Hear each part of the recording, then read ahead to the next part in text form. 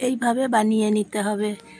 রোজ পাল্টে রান্নার স্বাদ পাল্টাতে হবে। দারুণ টেস্টি হয়েছে জানেন তো এই তরকারিটা।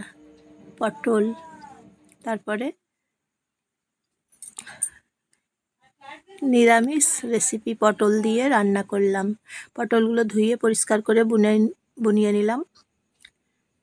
তারপরে পটলগুলোকে সর্ষের তেল দিয়ে ভেজে নিতে হবে।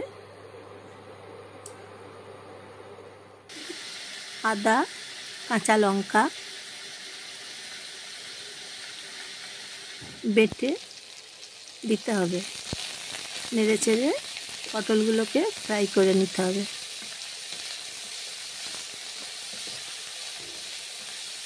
আমার ভিডিও দেখার জন্য আপনাদেরকে ধন্যবাদ। কাজু বাদাম এবং সাদা তিল বেটে দিতে হবে। অসাধারণ টেস্টি হয়েছে তাই তরকারিটা। একবার বানিয়ে দেখুন, রুটির সঙ্গে একদম জমে যাবে। দারুণ হয়েছে রুটির সঙ্গে।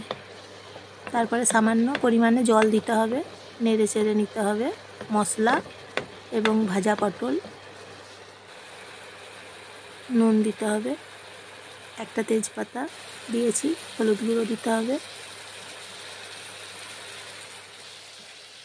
নিরামিষ রান্না খুব সুন্দর পটলের এই রেসিপি। জয়ার রান্নাঘর থেকে আপনাদেরকে সবাইকে নমস্কার জানাই। প্রেসার কুকারে সেদ্ধ করে নিলাম।